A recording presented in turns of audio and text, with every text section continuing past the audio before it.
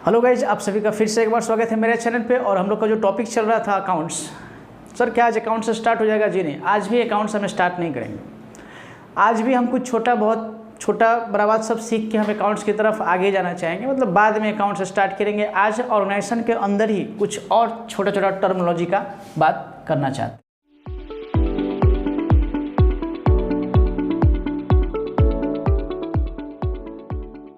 Organisation को कुछ principles के बेसिस पे रन कराना बहुत ज़रूरी है। अगर उसको सर्वाइव करना है तो फिर एक ऑब्जेक्टिव के साथ में चलना बहुत ज़रूरी है। अगर ऑर्गेनाइजेशन के पास ऑब्जेक्टिव नहीं होगा, उद्देश्य अपना नहीं होगा कि आखिर करना क्या है ऑर्गेनाइजेशन को, ऑर्गेनाइजेशन कहाँ पहुँचना चाहती है, वो सबसे पहले उसको कुछ प्लान करना पड़ेगा।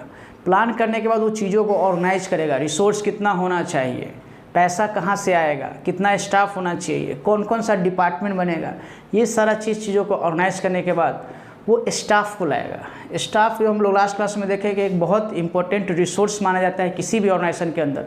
अगर आपका ऑर्गेनाइजेशन ग्रोथ कर ही नहीं सकता अगर आपका स्टाफिंग सही ना हो तो, यानी अगर सही बंदा को आप सही जगह पे नहीं बैठाएगा तो वो ऑर्गेनाइजेशन कभी सक्सेस कर ही नहीं सकता है।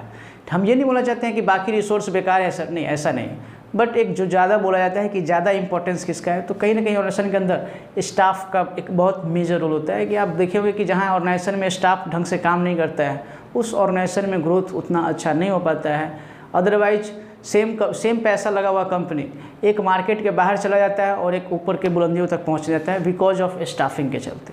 फिर उसको हम डायरेक्ट किए थे और चीज़ों को कंट्रोल करना सीखे थे। आइए आज ऑर्गेनाइजेशन के अंदर में ही हम एक पर्टिकुलर कुछ पॉइंट्स को हम सीखना चाहते हैं, ठीक है। जैसे ये कुछ डिपार्टमेंट्स दिखाया गया है कि कोई भी एक पर्टिकुलर डिपार्टमेंट है ऑर्गेनाइजेशन के अंदर में है, तो आखिर डिपार्टमेंट का कुछ काम बटा होता है। अपना भी कुछ डिपार्टमेंट होगा, हम उस डिपार्टमेंट के स्पेशलिस्ट बनने जा रहे हैं।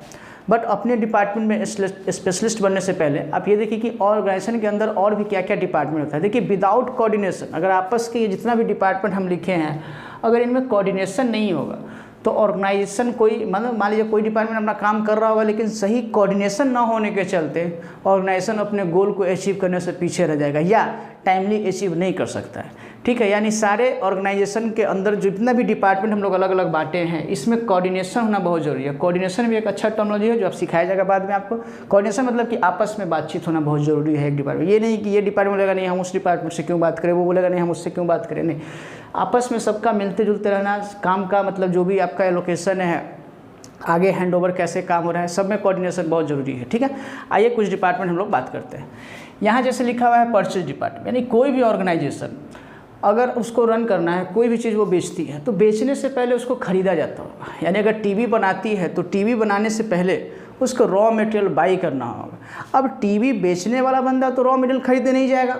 अगर टीवी बेचना है तो टीवी बेचे या टीवी बेच मतलब सप्लायर ढूंढे, कस्टमर ढूंढे या फिर रॉ मटेरियल खरीदने जाए। इसलिए ऑर्गेनाइजेशन क्या करता है, परचेज डिपार्टमेंट को अलग रखता है। यानी इनका काम क्या होगा, केवल मटेरियल को परचेज करने का एफिशिएंटली। देखिए मटेरियल तो हर जगह मिलता है बट एफिशिएंटली इसको इंडिया के अंदर या इंडिया के बाहर कहाँ से चीप रेट में अच्छे क्वालिटी का अच्छा क्रेडिट टर्म यानी उधार में, वो सारा चीज़ ये बैठ के अपना चेक करते रहता है। इसके प्रोडक्ट का जो भी प्रोडक्ट ये बना रहा होगा उसमें रिलेटेड ऑब्वियसली रिलेटेड जो परचेज होगा, रिलेटेड मटेरियल जो होगा उसी को परचेज का जवाबदेही इसको दिया जाएगा। अब इसके यहाँ इस डिपार्टमेंट में अलग अलग डिपार्टमेंट का फेज होगा, वो जब बाद में देखेंगे तो देखेंगे इस सब चीज़ को। अब इसके अंदर मान लीजिए डिपार्टमेंट अलग अलग बना होगा, परचेज के अंदर में भी लेवल 1, लेवल 2, लेवल 3। अब मान लीजिए इसमें स्टाफ काम कर रहा होगा तो वो स्टाफ एफिशिएंट होगा अपने परचेज को लेके कि वो परचेज को कैसे एफिशिएंटली मैनेज कर सकता है। बट ये डिपार्टमेंट जहाँ पे रन कर रहा होगा वहाँ पे बहुत सारा चीज़ हो रहा है। जैसे ये लो जिस लैपटॉप पे काम कर रहा होगा वो लैपटॉप का रिकॉर्डिंग कैसे करना है, वो लैपटॉप कहाँ से खरीदा रहा है, किस रेट में खरीदा रहा है, वहाँ जितना इलेक्ट्रिसिटी यूज हो रहा है, उस जिस कैंपस में बैठ के काम कर रहा है वहाँ का रेंट का हिसाब किताब, इसका सैलरी जो जा रहा होगा, तनख्वाह जा रहा होगा, इसका हिसाब किताब, दिन में जो चाय कॉफ़ी पी रहा होगा उसका हिसाब किताब, ये सामान जो खरीद के ला रहा होगा कितने रुपया में ला रहा है इसका हिसाब किताब, उसका हिसाब किताब क्या यही लोग रखेगा। तो ये लोग फिर परचेज करने कब जाएगा, यानी कहीं ना कहीं जो ये लोग रुपया का मटेरियल, रुपया का जो मैटर होगा उसको रिकॉर्ड करने के लिए कहीं भेजेगा इस डिपार्टमेंट के पास। यानी रुपया से रिलेटेड मैटर जो होने वाला है वो इस डिपार्टमेंट का काम नहीं है। ये अपना परचेज को देखे, परचेज करने के लिए इसको पैसा चाहिएगा, वो यहाँ से लेके जाएगा, खरीद के लाएगा जैसे भी लाना है। बट पैसा का जो हिसाब किताब है वो एक रेस्पेक्टिव डिपार्टमेंट को दिया जाएगा। यानी यहाँ ये नहीं रखेगा तब तो पैसा हर जगह लेना देना है, हर जगह रखे तो सही से मैनेज कैसे होगा। यानी कैशियर भी जो होता है जो कैश को मेंटेन करता है, अगर सबको कैश धरा दिया जाए, सबके पास धरा दिया तो सही से मैनेज हो ही नहीं पाएगा। कभी उसके यहाँ से कोई पैसा लेके चला जाएगा, कभी उसके यहाँ कोई जमा करा देगा। तो एक पर्टिकुलर एक आध दो आदमी का ग्रुप होता है जो इस चीज़ को सही से मैनेज करता है पैसे को, यानी पैसा एक सेंसिटिव मैटर होता है। दूसरा, अब परचेज करने के बाद ऑर्गेनाइजेशन के अंदर अगर उसको प्रोडक्शन करना है तो डायरेक्ट परचेज खरीद के लाता है और डायरेक्ट प्रोडक्शन फ्लोर पे नहीं भेजता है। तो डिपार्टमेंट होता है स्टोर, जहाँ पे मटेरियल को स्टोर किया जाता है कुछ समय के लिए, 1 घंटे के लिए, 1 दिन के लिए, 1 महीने के लिए, लेकिन जब तक स्टोर करता है तो यहाँ भी एक डिपार्टमेंट लगा होता है, यहाँ भी स्टाफ काम कर रहा होता है, यहाँ भी पैसा का फ्लो होता है, चाय होता है, सैलरी होता है, इलेक्ट्रिसिटी होता है, यूज करता है वहाँ कुछ सामान सबका, तो यहाँ भी पैसा का इन्वॉल्वेशन है। अब यहाँ पैसा का हिसाब किताब ये रखे कि या मटेरियल को मैनेज करे, कितना आ रहा है कितना जा रहा है, इसको देखे ना। अगर पैसा को देखने लगे तो फिर अपना स्टोर का काम कैसे करेगा। ये स्टोर का काम यानी इसको मटेरियल को सही से मैनेज करना होगा ना, कितना क्या आ रहा है कितना क्या जा रहा है। अगर ये सही से मेंटेन नहीं करेगा तो इसका क्लास लग सकता है। तो ये पैसा के मटेरियल को तो नहीं देख सकता है कि इसके यहाँ जो स्टाफ काम कर रहा है उसका पैसा कितना जा रहा है, दिन में ये लोग कितना चाय पिया, कितना एक्सपेंस रेंट का जा रहा है, इलेक्ट्रिसिटी का जा रहा है, टेलीफोन का जा रहा है, जो भी बिल जा रहा है इस डिपार्टमेंट का, ये लोग मेंटेन नहीं कर सकता है। तो इसको भी फाइनेंशियल मैटर के लिए किसी पे डिपेंडेंट रहना होता है। सेम ऐसे ही प्रोडक्शन फ्लोर, यहाँ मशीन काम कर रहा होगा, स्टाफ काम कर रहा होगा, मटेरियल यूज हो रहा होगा, ये सारा हिसाब किताब पैसा वाला जो मैटर है प्रोडक्शन फ्लोर पे, प्रोडक्शन फ्लोर का काम तो है मटेरियल को बनाने का, तो पैसा का हिसाब किताब यहाँ नहीं रखा जाएगा। पैसा का हिसाब किताब के लिए किसी और पे डिपेंडेंट रहेगा, इस डिपार्टमेंट पे। Research and developments, store department, sales and marketing, ये आप मटेरियल को बेचवाए, कस्टमर ढूंढे, कस्टमर ढूंढेगा, जितना ज़्यादा कस्टमर ढूंढेगा उतना ही ज़्यादा सेल होगा, उतना ही ज़्यादा सामान बिकेगा, उतना ही ज़्यादा प्रॉफिट होगा। तो ये कस्टमर ढूंढने जाए बाजार में या पैसा का हिसाब किताब रखे कि मेरे यहाँ रेंट कितना जा रहा है, मेरे डिपार्टमेंट में इलेक्ट्रिसिटी कितना जा रहा है, मेरे डिपार्टमेंट में ये वेजेस कितना है, सैलरी कितना है, रिपेयर कितना हो रहा है, ये सब नहीं रख सकता है ना। इसलिए ये पैसा के मैटर के लिए किसी और डिपेंड, यानी जो भी लॉजिस्टिक यानी मटेरियल जो बिका है उसको सही कंडीशन पे भेजवाने का जवाबदेही लॉजिस्टिक डिपार्टमेंट करता है। सही से पैक करे, राइट टाइम पे डिलीवरी, पता चले दिवाली के 2 दिन बाद मटेरियल का डिलीवरी हो रहा है तो दोबारा इस कंपनी को कोई ऑर्डर भी नहीं देगा, टाइम पे तो डिलीवर करता नहीं है।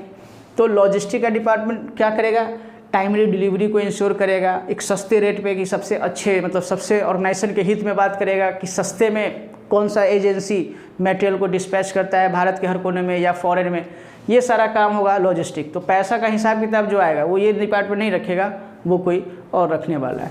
यानी जो भी ऑर्गेनाइजेशन जहाँ भी काम कर रहा होगा कहीं ना कहीं फाइनेंशियल मैटर के लिए एक डिपार्टमेंट पे हम लोग डिपेंडेंट हो रहा है, जिस डिपार्टमेंट का नाम है अकाउंट्स एंड फाइनेंस।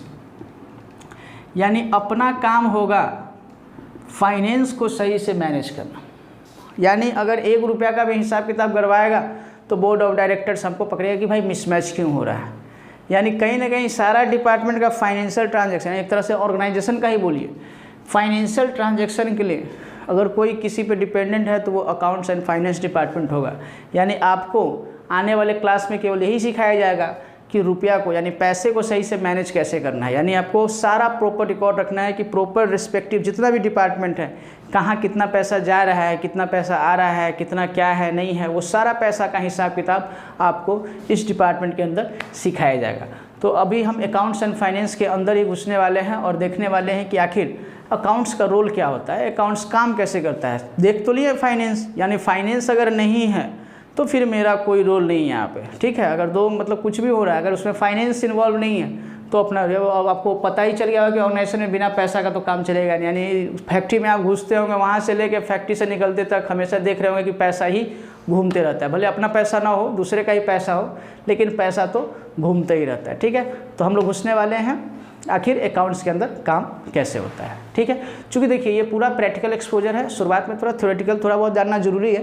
अगर थोड़ा भी थ्योरी नहीं जानिएगा तो प्रैक्टिकल कैसे, यानी कम से कम गाड़ी चलाने से पहले तो जानना चाहिए ना कि क्लच क्या है, गियर क्या है, एक्सीलेटर क्या है। अगर ये भी नहीं जानिएगा तो गाड़ी में बैठिएगा तो कैसे चलाइएगा, ठीक है। पूरा हम ये नहीं बोलना चाहते हैं कि आप पूरा सुबह से हम थ्योरी ही चलेंगे, बट थोड़ा बेसिक्स आइडिया 1 2 4 आइटम जानना जरूरी है ताकि अपने अकाउंट्स के एक्सीलेटर को हम लोग दबा पाए, ठीक है।